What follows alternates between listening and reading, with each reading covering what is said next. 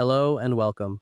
Before we step into the shadows of the Imperial Palace, and before we begin tonight's story, I want to take a quick moment to speak with you directly. If you want the full continuation of these stories, more uncensored 18-plus Ancient BL content, extended scenes, and unlimited royal forbidden romance, you can join us on Patreon at SpicyAncientBL.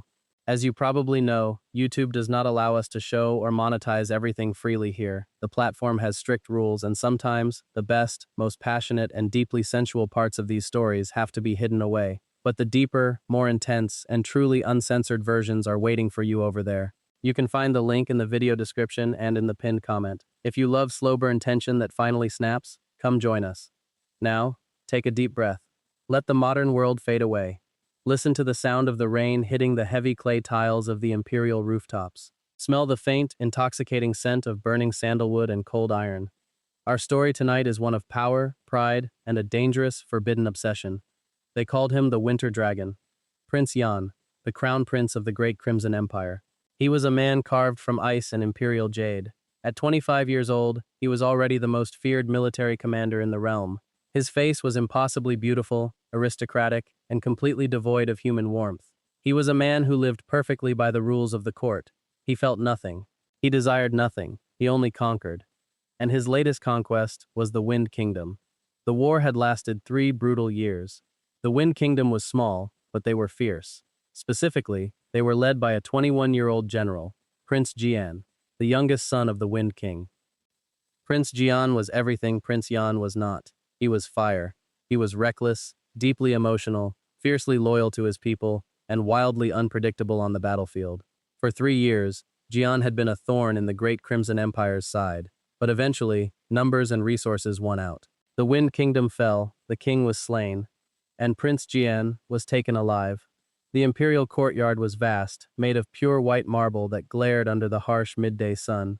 Hundreds of officials, generals, and nobles stood in perfect, silent rows. At the top of the grand stairs stood Prince Jian, his dark crimson robes blowing gently in the wind, a silver crown sitting heavy upon his dark hair. His eyes, the color of cold obsidian, stared down at the courtyard. The heavy wooden gates groaned open. The sound of thick iron chains dragged across the stone. Clink, clink, clink. Prince Jian walked in. He was stripped of his armor, wearing only the torn, blood-stained white robes of a defeated prisoner. His hands and feet were shackled with heavy iron chains. His face was bruised, his dark hair falling wildly over his eyes, but as he walked up the center of the courtyard, surrounded by thousands of enemies, he did not look down. His chin was held high. His golden brown eyes burned with a defiance so bright, it practically scorched the air. The imperial guards forced him to a halt at the bottom of the stairs. "Kneel before the crown prince," a general barked, kicking the back of Jian's knees. Jian stumbled, his knees hitting the hard marble, but instantly, he forced himself back up. The chains rattled loudly. He stood tall, breathing heavily, locking eyes with Prince Jian at the top of the stairs. "I said kneel, you rebel dog," the general yelled, raising a heavy wooden staff to strike Jian down. "Halt!" The single word cut through the courtyard like a blade. It was spoken quietly, yet it echoed across the vast space. Prince Jian slowly descended the marble steps. His movements were fluid, elegant, like a predator stalking forward. The entire court held its breath. No one dared to speak. Jian stopped only a few inches away from the captive prince. Up close, the contrast between them was striking. Jian, pristine, untouched, radiating cold authority. Jian, bruised, bleeding, radiating chaotic, desperate heat. Jian looked down at the heavy iron chains cutting into Jian's wrists. The skin was raw and bleeding. Then his dark eyes slowly moved up, tracing the line of Jian's throat, before meeting those fiery golden eyes. "You have lost your kingdom, Prince Jian," Jian said, his voice a low, smooth baritone that sent a shiver down the spines of everyone listening. "Your army is scattered. Your father is dead. Why do you still stand?" Jian stared back, his chest heaving. He was exhausted, starving, and in pain, but he smiled. A sharp, bitter, beautiful smile. "My legs still work, Your Highness," Jian spat out, his voice hoarse but steady. "And I only kneel to the dead." A gasp rippled through the officials. Treason, disrespect. It was an instant death sentence. The general behind Jian drew his sword, ready to take the hostage's head. But Yan raised a single, gloved hand. The general froze. Yan stepped closer, He was so close now that Jian could smell the crisp scent of pine and expensive incense on his clothes. Yan raised his hand and slowly, deliberately, placed his long fingers under Jian's chin. Jian flinched, trying to pull away, but Yan's grip was like iron. He tilted Jian's head up, forcing the younger man to bare his throat. Yan stared into Jian's eyes. He saw the hatred, yes, but beneath the hatred, he saw a spirit that simply refused to be broken. For 25 years, Prince Jian had looked at the world and found it boring. Everyone bowed, everyone cowered, everyone was terrified of him. But this broken, bleeding prince looked at him like he wanted to tear out his throat. For the first time in his life, the winter dragon felt a strange, dangerous spark ignite in his chest. "Take him to the Plum Blossom Pavilion," Yan ordered quietly, not breaking eye contact. "Remove the heavy chains, bind his wrists with silk, and heal his wounds. If he dies, I will hold the royal physicians personally responsible." Jian frowned, confused by the sudden mercy. "What are you doing?" he hissed. Yan finally let go of his chin, his thumb lingering, just for a fraction of a second, against Jian's lower lip. "I am preserving a rare bird," Yan whispered, so quietly only Jian could hear. "I want to see how long it takes for you to sing for me." Yan turned and walked away, his crimson robes sweeping the floor. He left Jian standing there, shivering, heart pounding, utterly trapped in a new kind of war. The Plum Blossom Pavilion was a gilded cage. It was located in the deepest, most secluded part of the imperial palace, surrounded by high walls and heavily guarded by Yan's personal elite soldiers. Inside, it was beautiful. Silk curtains, soft beds, warm braziers burning fragrant wood. But to Jian, it was a prison. For the first 2 weeks, he was practically bedridden. The wounds from the war had festered, and a high fever took over his body. During those delirious days, Jian sometimes thought he saw a tall shadow sitting by his bed in the dead of night. He felt a cool, damp cloth wiping the sweat from his forehead. He felt a large, strong hand gently wrapping bandages around his scarred chest. But whenever he woke up in the morning, only the silent palace servants were there. He convinced himself it was just a fever dream. The cruel crown prince would never act like a nursemaid. By the 3rd week, Jian's strength returned, and with his strength came his restless anger. He paced the courtyard of the pavilion like a trapped tiger. He wasn't allowed outside the gates. He wasn't allowed weapons. He wasn't allowed visitors. Except for one. It started on a rainy evening. The sky was dark purple, and the rain fell in heavy, rhythmic sheets against the paper lanterns.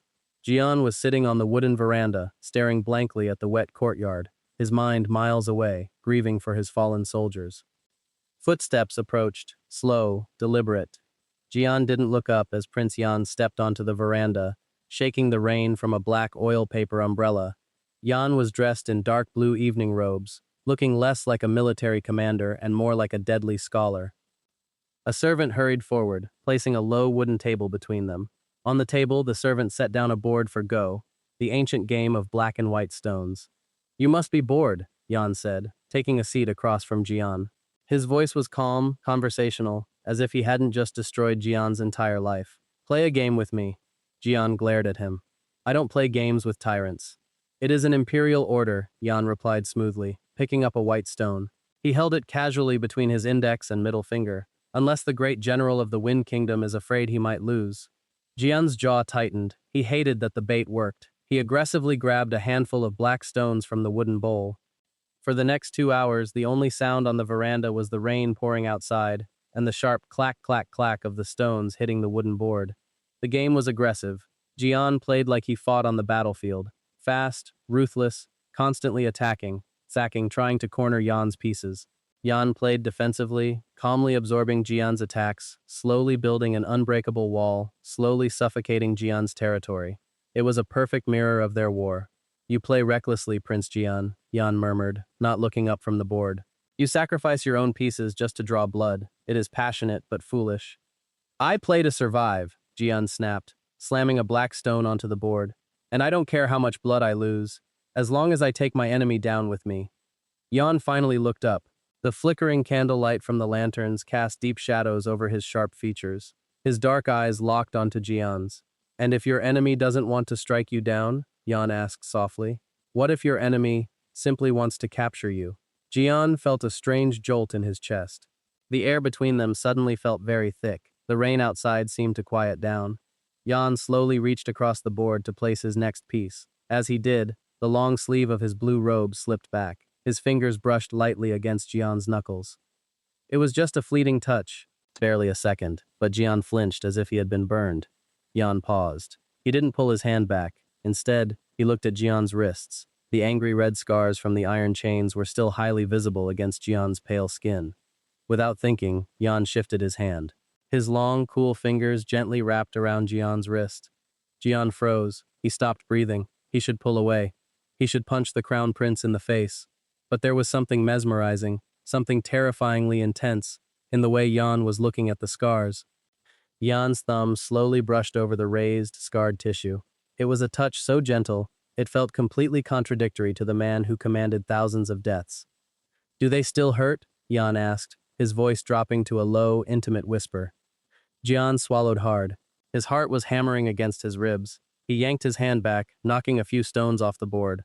"Don't touch me," Jian said, his voice trembling slightly, though he tried to make it sound fierce. Jian looked at his own empty hand for a moment. Then, slowly, he curled his fingers into a fist and pulled it back. The cold, unreadable mask slipped back onto his face. "You lose the game, Prince Jian," Jian said coldly. He stood up, picked up his umbrella, and walked out into the rain without looking back. Jian sat there for a long time, staring at the ruined game board. His wrist was still burning from the phantom heat of Jan's touch. He pressed his other hand against his chest, trying to calm the violent beating of his heart. Why was the enemy so warm? As the weeks turned into months, a strange, unspoken routine formed. During the day, Jian was the ruthless crown prince. He managed the empire, executed traitors, and expanded their borders. He was the cold, unapproachable winter dragon. But at night, he belonged to the Plum Blossom Pavilion. He would arrive late, long after the palace was asleep. Sometimes they played Go. Sometimes they drank warm plum wine in absolute silence. Sometimes they argued fiercely about politics, tactics, and philosophy. Jian realized something dangerous. He was starting to wait for those footsteps. He was starting to memorize the exact way Jan's dark eyes narrowed when he was thinking deeply. He noticed the tiny, hidden sigh Jan would let out when he was exhausted from court matters. He noticed that Jan never forced him to speak respectfully, never punished his sharp tongue, and never let anyone else step foot in the pavilion. It was a toxic, confusing intimacy. Jian was a prisoner, yet he felt like he held a strange power over his captor. This fragile balance shattered the night of the Imperial Autumn Banquet. And if you are enjoying this forbidden royal tension, remember, the extended, deeply sensual, and uncensored 18+ continuation of this dynamic is waiting for you on Patreon at SpicyAncientBL. If you want to hear exactly what happens when the doors lock and the tension finally breaks, the link is in the description and pinned comment. The emperor himself had ordered Jian's presence at the autumn banquet. It was a political move, a way to show the visiting diplomats from neighboring kingdoms that the fierce Wind Prince had been thoroughly tamed and domesticated by the Crimson Empire. Jian was forced into heavy, elaborate silk robes of dark green and gold. His hair was pinned up elegantly. He looked like a masterpiece, but he felt like a doll on a string. The banquet hall was massive, lit by thousands of golden candles. Music played loudly. Women danced in the center. Drunken laughter echoed off the high, painted ceilings. Jian was seated at a small table near the front, directly below the royal family's raised platform. He kept his eyes fixed on his cup, refusing to look at the nobles who sneered and pointed at him. He especially refused to look at Prince Jian, who sat to the right of the emperor, looking utterly bored and dangerous in his black and red imperial regalia. Midway through the feast, Lord Shen, a fat, arrogant noble who had lost a brother in the war against the Wind Kingdom, stood up. He was heavily drunk, he held a golden wine jug, and walked unsteadily toward Jian's table. The music slowly died down. The hall went quiet as people watched the drama unfold. "Prince Jian," Lord Shen slurred, smiling cruelly. "You used to be so high and mighty on the battlefield. But look at you now, dressed like a pretty palace concubine." Jian gripped his cup tight enough to crack it, but he said nothing. He stared straight ahead. "Where are your manners, captive?" Lord Shen barked. "I am a high noble of the empire. You are a defeated dog. Stand up and pour my wine." He slammed the heavy golden jug onto Jian's table. Silence filled the hall. It was a blatant, deliberate humiliation. To pour wine for another man in this setting was the ultimate symbol of subservience. It was treating him like a servant, like a slave. Jian's eyes darkened. Slowly, he looked up at Lord Shen. The fierce, feral general of the Wind Kingdom flared back to life in his eyes. "I pour wine for my brothers. Jian said, his voice deadly quiet. And I pour wine for the dead. Which one are you, Lord Shen? The hall gasped. Lord Shen's face turned purple with rage. You insolent brat! He raised his hand, ready to slap Jian across the face. Crash. The sound of shattering porcelain violently interrupted the moment. Everyone froze. They turned toward the royal platform. Prince Jian had crushed his own thick, porcelain wine cup in his bare hand. Sharp shards of ceramic were scattered across his table. Dark red wine, or perhaps blood from his cut hand, dripped slowly from his clenched fist onto the pristine white tablecloth. Jian slowly stood up. The temperature in the massive banquet hall seemed to drop by 20 degrees. The musicians stopped completely. The dancers backed away in terror. Jian walked down the velvet-lined stairs of the platform. His eyes were fixed on Lord Shen. They were completely devoid of emotion, which made them infinitely more terrifying. Your Highness! Lord Shen stammered, instantly sobering up, taking a step back from Jian. I was only teaching the prisoner some manners. Jian stopped right next to Jian's table. He looked at Lord Shen. He is a prisoner of the crown, Jian said, his voice cold, steady, and terrifyingly calm. He is my prisoner. He does not belong to you. He does not answer to you. And if you ever raise a hand toward him again, Lord Shen, I will personally ensure you never have hands again. Lord Shen fell to his knees instantly, trembling violently. Forgive me, Your Highness. I overstepped. Please forgive me. Yan didn't even look at the groveling man anymore. He turned his gaze down to Jian. Jian was staring up at Yan, his golden eyes wide, his chest heaving. He saw the drop of dark blood falling from Yan's tightly clenched fist. Stand up, Yan told Jian softly. Jian hesitated, then slowly stood. We are leaving, Yan declared to the room, not asking for the emperor's permission. He turned and walked toward the grand exit. Jian, guided by some invisible magnetic pull, followed close behind him. They walked out of the loud, suffocating banquet hall and into the cool night air. The palace gardens were quiet, lit only by silver moonlight and scattered stone lanterns. They walked in silence for a long time. The anger radiating from Yan was palpable.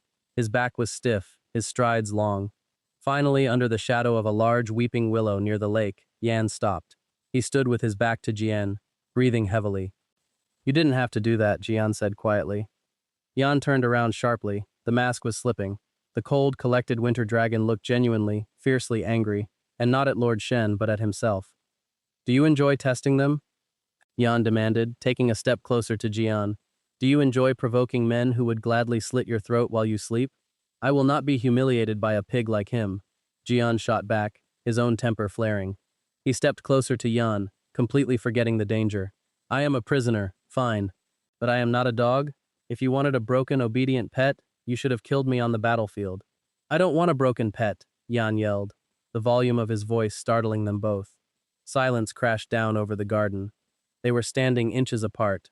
The wind rustled the willow branches around them, creating a curtain of privacy. The moonlight hit the sharp angles of Yan's face. He looked frustrated, desperate, completely out of control. Jian looked down and saw the blood dripping from Yan's right hand, where the porcelain had cut his palm. Without thinking, without logic, without pride, Jian reached out. He gently took Yan's large hand in his own. He felt the older man flinch, but Yan didn't pull away. Jian untied the silk ribbon from his own waist and carefully, meticulously wrapped it around Yan's bleeding palm. You ruined a perfectly good cup, Jian whispered, his voice trembling slightly. Yan stared down at the top of Jian's head. He looked at the pale neck, the dark hair, the delicate but strong fingers wrapping the silk around his wound. The anger in Yan's chest evaporated, replaced by a suffocating, terrifying wave of desire. It took every ounce of his willpower not to pull Jian into his arms. You make me forget myself, Yan whispered into the quiet night. It sounded like a confession. It sounded like a surrender.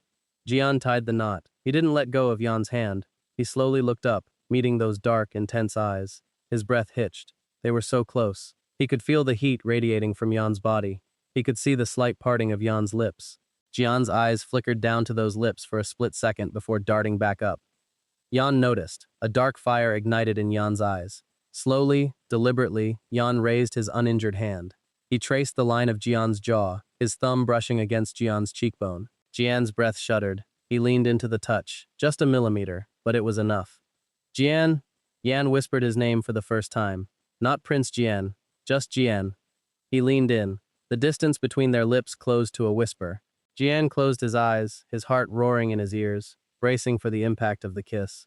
Your Highness! The shout of an approaching guard shattered the moment. They jumped apart instantly. Yan's hand dropped to his side. Jian turned away, breathing rapidly, feeling cold where Yan's fingers had just been. Your Highness, the Emperor is asking for you. The guard bowed from a distance. Yan closed his eyes, taking a deep, ragged breath, locking his composure back into place. When he opened his eyes, the winter dragon had returned. Escort Prince Jian back to his pavilion, Yan commanded the guard. He didn't look at Jian again as he walked away. He couldn't, because if he did, he knew he would never make it back to the throne room. That night changed everything. The invisible line between them had been crossed. The tension in the Plum Blossom Pavilion was no longer just the tension of captor and captive. It was thick, heavy, and undeniably sensual. When they played Go Now, their hands brushed purposely. When they sat in silence, their eyes communicated 1,000 forbidden words. But a kingdom is not a fairy tale, and secret desires in the imperial court usually end in blood.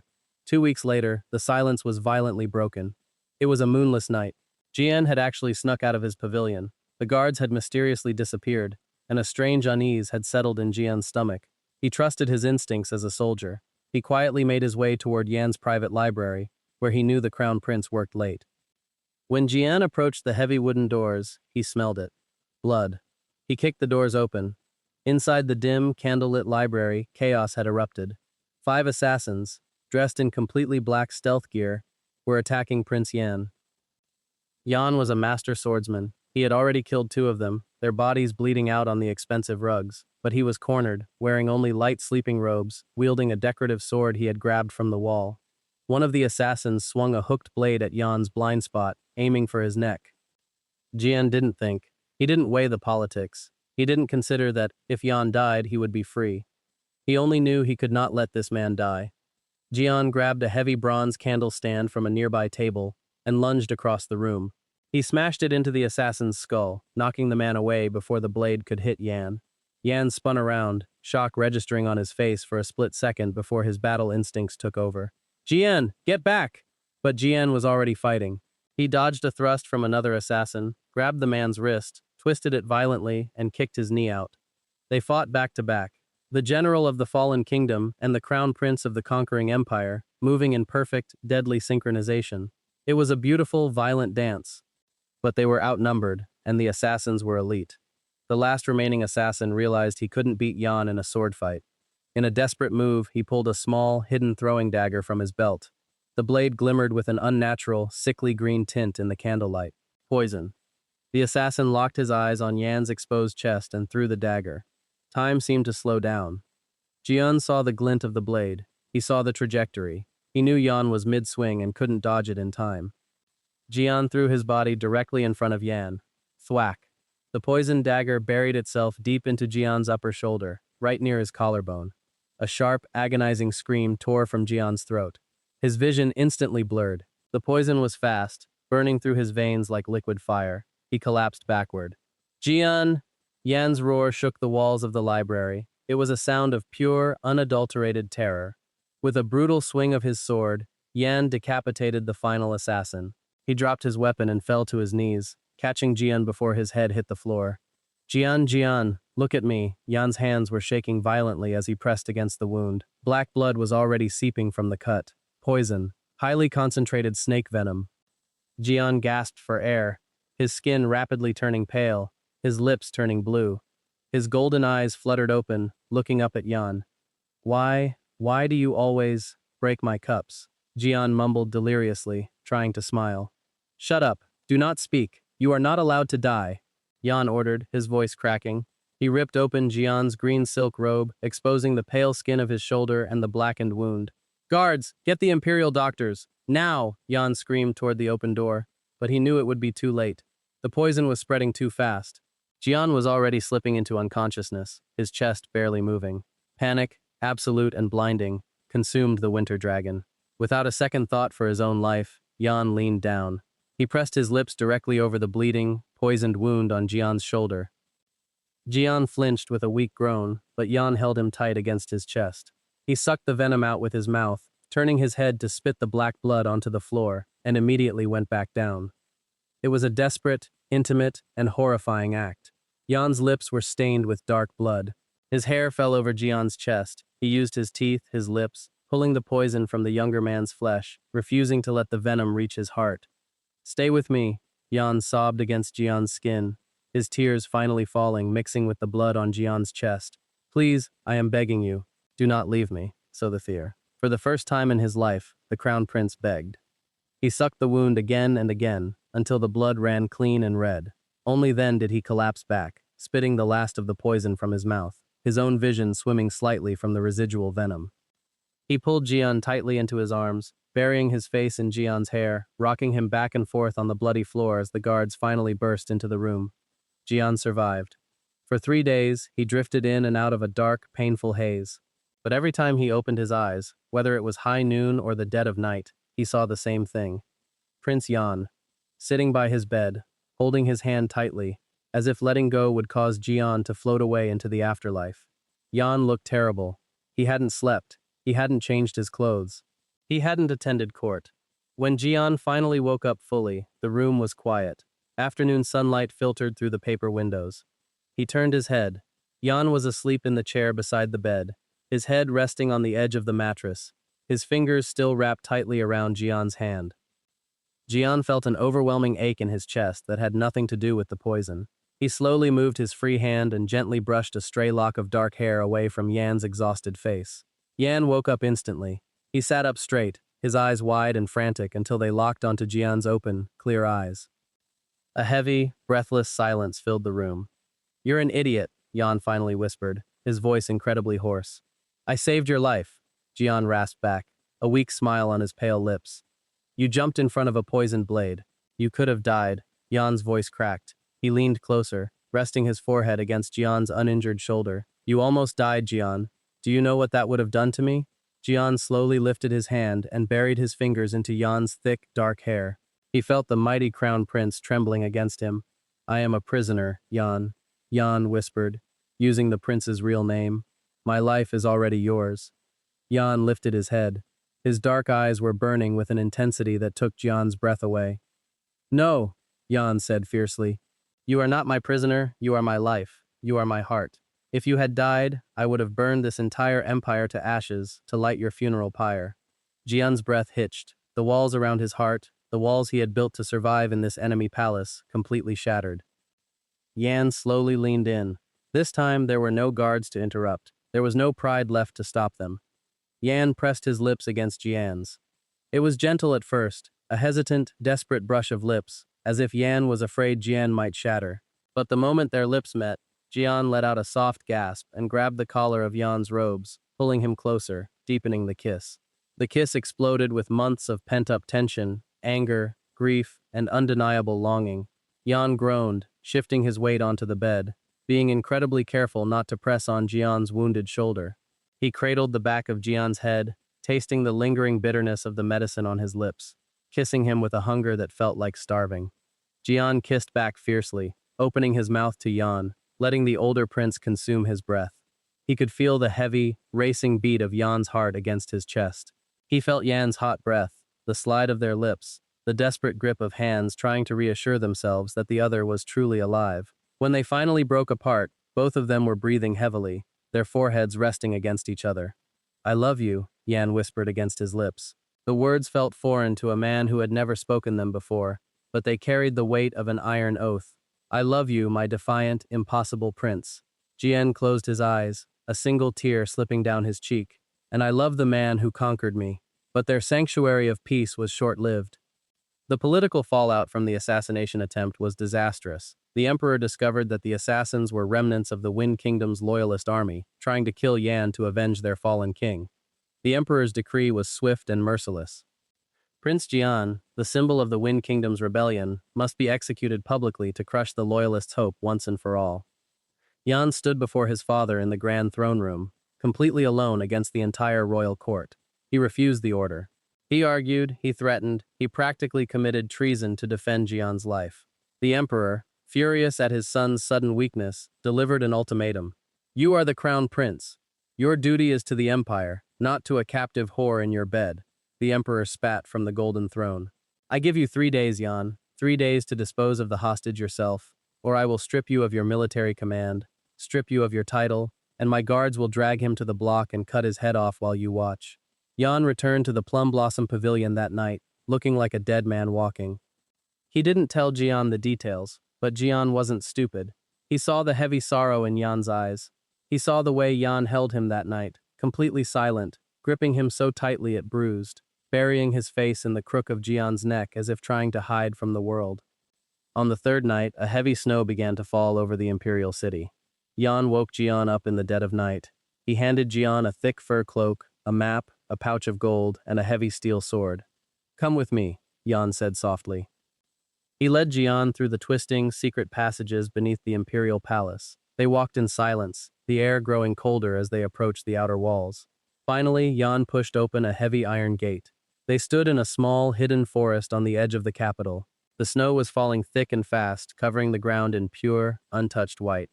Tied to a tree, a massive black warhorse was waiting, fully saddled and packed with supplies. Jan stopped and turned to Jian. He didn't look him in the eyes. He couldn't. "The map will lead you across the northern border into the neutral territories," Jan said, his voice flat, devoid of emotion, the winter dragon masking a shattered heart. "You have enough gold to buy a small estate. The sword is a masterpiece from my personal armory. The horse is fast enough to outrun any imperial tracker." Jian stood perfectly still, clutching the fur cloak around his shoulders. "What are you doing?" "I am setting you free," Yan said.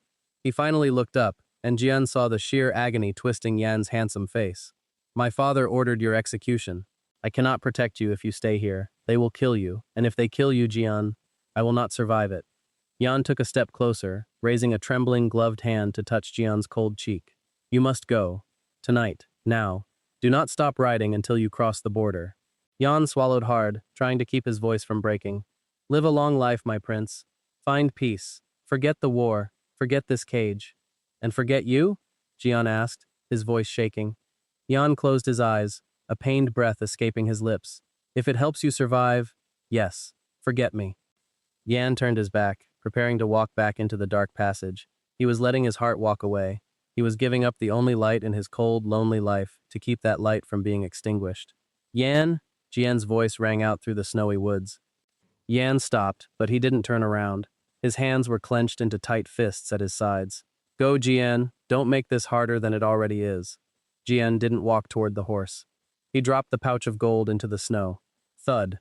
He dropped the heavy steel sword. Clang. He walked forward. He walked right up behind the crown prince, wrapped his arms tightly around Yan's waist, and pressed his face against Yan's broad back. Yan gasped, his entire body stiffening. "You think you can just command me to leave?" Jian whispered, his warm breath cutting through the freezing air. "You think you can make me fall in love with you, make me trust you, and then push me out into the cold? Jian, you will die if you stay." Yan pleaded, turning around in Jian's arms and gripping his shoulders. "My father will strip me of my power. I will be nothing. I won't be able to protect you." Jian looked up into Yan's frantic eyes. He reached up, cupping Yan's face with both hands, his thumbs wiping away the snowflakes melting on the older man's cheeks. "I lost my kingdom once," Jian said fiercely, his golden eyes burning brighter than the stars. "I am not running away again. I don't care if you lose your crown. I don't care if we have to fight the entire imperial army. If we fight together. If we fall together." Yan stared at him, completely paralyzed. The fear of losing Jian fought violently against the overwhelming, blinding love he felt in his chest. "Are you truly willing to give up your freedom, for me?" Yan whispered, his voice trembling. Jian smiled. That beautiful, sharp, defiant smile that Yan had fallen in love with on the first day. "My freedom is wherever you are," Jian answered softly. He pulled Yan down and kissed him fiercely beneath the falling snow. It was a kiss of absolute certainty. It was a promise signed in breath and heat, an oath stronger than any imperial decree. Yan wrapped his arms around Jian's waist, pulling him so flush against his chest that there was no space left between them. He kissed him back with desperate, crushing relief, surrendering entirely to the boy who had conquered his soul. They didn't run. They left the gold and the sword in the snow. They turned around, hand in hand, and walked back into the dark tunnels, back toward the palace, back toward the looming danger. They knew the sun would rise. They knew the emperor would demand an execution. They knew a bloody, terrible political war was waiting for them within the golden walls of the court. But as Prince Yan held Prince Jian's hand in the dark, the winter dragon finally felt warm. Let the emperor rage. Let the court scream. He had his king, and he would tear the world apart to keep him. And that is where our story pauses for tonight. But the story is not over. What happens the next morning, when Prince Yan walks into the throne room, hand in hand with his forbidden captive? What happens when the doors to the Plum Blossom Pavilion lock? The heavy snow traps them inside, and their desperate promises turn into deep, passionate, completely uncensored nights.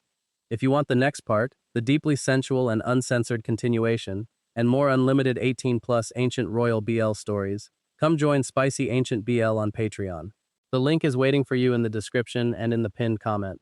Don't let the story end here. Come see what happens behind the imperial curtains. Thank you for listening, and until next time, keep your secrets safe.